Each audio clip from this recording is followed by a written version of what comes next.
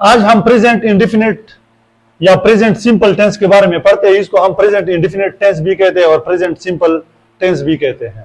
फिलहाल मुतलक आपको पता किस तरह चलेगा ये कौन से टेंस की है, प्रेजेंट इंडेफिनिट की है, कंटिन्यूस की है, पास्ट की है, फ्यूचर की है, फ्यूचर इंडेफिनिट है, वगैरह वगैरह। तो आपके पास जो सेंटेंस होगा, जो जुमला होगा, उसमें क्या होगा, फिक्रे के आखिर में ता है, ता हूं, ते है, ती है, वगैरह वगैरह आता है। यानी फिक्रे के आखिर में ये चीज आता होगा। मिसाल के तौर पर ये मैं लिखता हूं, अली फुटबॉल खेलता है, अली फुटबॉल खेलता है। अब अगर यहां पर देखा जाए, यहां पर ता है, मैंने ऊपर लिखा है कि ता है, ते हूं, ता हूं, ते है, ती है, वगैरह वगैरह फिक्रे के आखिर में आएगा। अब अली फुटबॉल खेलता है, उमर खाना खाता है, वो बाजार जाते हैं। अब अगर इन सेंटेंस में देखा जाए, सारों के पीछे जाते हैं आता है, जाता हूं आता है। लिहाजा जो प्रेजेंट इंडेफिनिट या सिंपल टेंस के जो सेंटेंसेस होगी, उसके आखिर में या ता है, ती है, ते हैं, वगैरह आते हैं। सेकंड पर क्या है, हेल्पिंग वर्ब। यहां पर क्या यूज होता है, यहां पर या डज यूज होगा या डू यूज होगा। हेल्पिंग वर्ब को ऑक्सिलरी वर्ब भी बोलते हैं, ऑक्सिलरी वर्ब भी बोलते हैं, इमदादी फेल उर्दू में बोलते हैं। अब डज और डू किसके साथ लगता है, यू, वी, आई, दे या प्लूरल यानी बॉयज हो गए, इनके साथ डू लगेगा। अब आगे जाकर मैं इसको ये बताऊंगा आपको कि डू इनके साथ लगता किस तरह है। इससे हटकर जो बकाया है, इट, शी, ही, सिंगुलर यानी बॉय एक ही बंदा हो, उसके साथ क्या लगेगा, डज लगेगा। लेकिन एक बात आप याद रख ले, जब वो सिंपल सेंटेंस होगा, सादा जुमला होगा, अब मैं वो बताता हूं सादा जुमला किसको बोलते हैं, उसमें जो जब सिंपल सेंटेंस होगा एस या ई एस का इजाफा होगा वर्ब के साथ, ठीक है। हाँ, जब डज लगेगा तो एस और ई एस खत्म हो जाएगा। आगे जाकर मैं इंशाल्लाह आपको बताता हूं। अगर आप मेरे यूट्यूब चैनल पर नए हैं तो इस तरह की वीडियो देखने के लिए मुझे आप सब्सक्राइब करें। अब यहां पर मैंने आपको एक एग्जांपल दिया है, अली फुटबॉल खेलता है। अब इसको मैं कैसे ट्रांसलेट करूंगा, पहले तो आप ये सेंटेंस जब देखोगे फौरन आपके जहन में आएगा कि मैंने पढ़ा था कि फिक्रे के आखिर में क्या आता है, ता है। अब पहले आपके जहन में आ जाएगा ये ता है आता है। जो सबसे अहम बात है, वर्ब जो लगता है, वर्ब फर्स्ट लगेगा। कौन सा लगेगा, फर्स्ट। मींस यहां पर मैं लिखता हूं गो, वेंट, गॉन। तो ये जो गो है, ये प्रेजेंट इंडेफिनिट में हर जगह गो लगेगा, ठीक। और इसके साथ फिर हम एस और एस का इजाफा करते हैं। अली फुटबॉल खेलता है। अब अली ये सब्जेक्ट आ गया, अली। हाँ, इसका जो स्ट्रक्चर है, स्ट्रक्चर यूं है, एस वी प्लस ओ, ठीक है।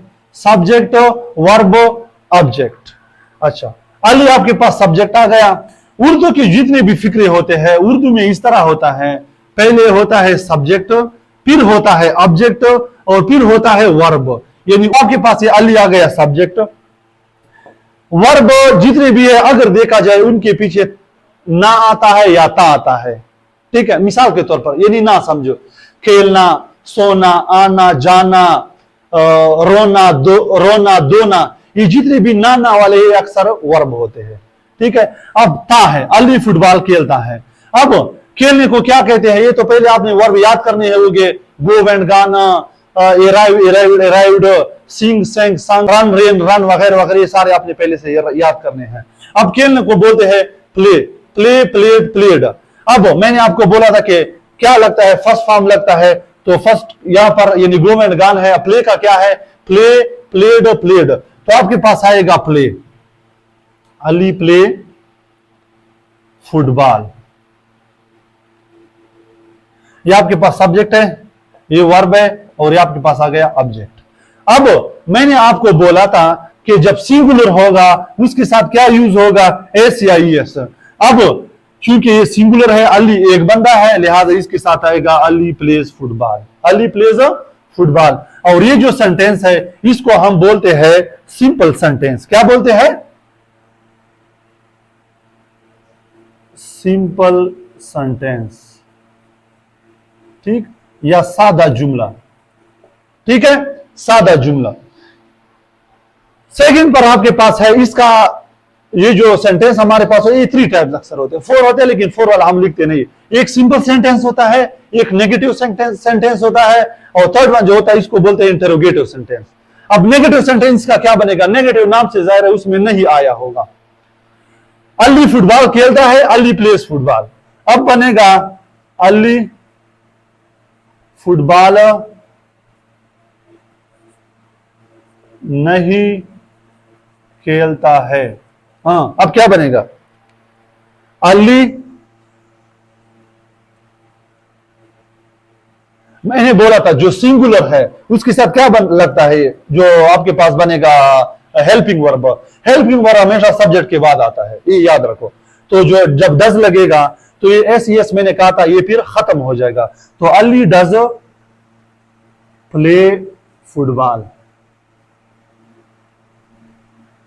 सॉरी डज नॉट नहीं है ना, Ali does not, Ali does not play football. अब क्या बोलते हैं? नेगेटिव सेंटेंस, नेगेटिव सेंटेंस, मनफी जुमला। ठीक, अब थर्ड वन क्या होगा?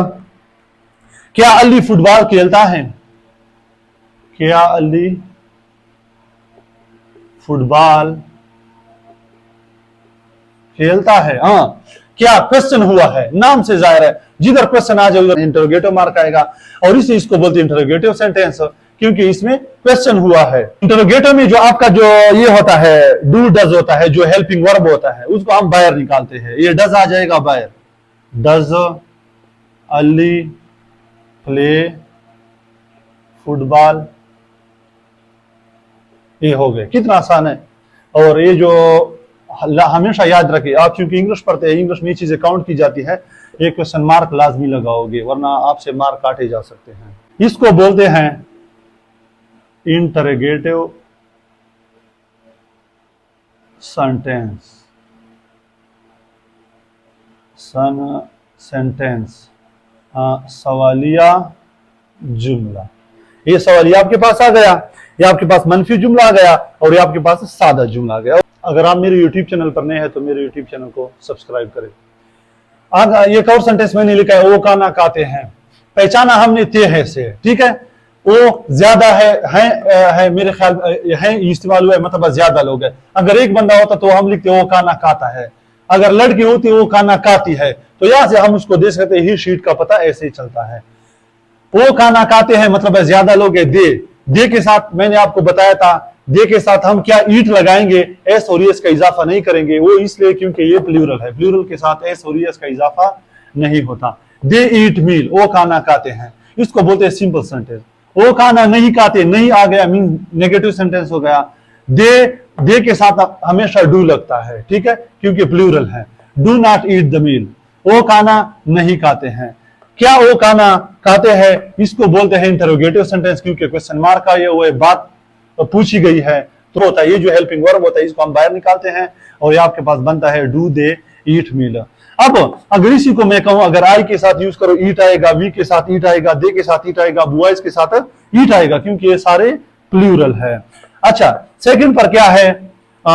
शी के साथ ईट्स लगता है, ही के साथ ईट्स लगता है, अली के साथ ईट्स लगता है। ये ग्रामर के अपने रूल्स है कि किसके साथ ईट्स लगेगा और किसके साथ ईट लगता है, लिहाजा अभी इसके बारे में है। और इंशाल्लाह इसके बाद जो अगला प्रेजेंट कंटिन्यूअस टेंस है उसके बारे में इंशाल्लाह वीडियो बनाऊंगा। अगर आप ये चीज सीखना चाहते हैं तो मेरे यूट्यूब चैनल को सब्सक्राइब करें।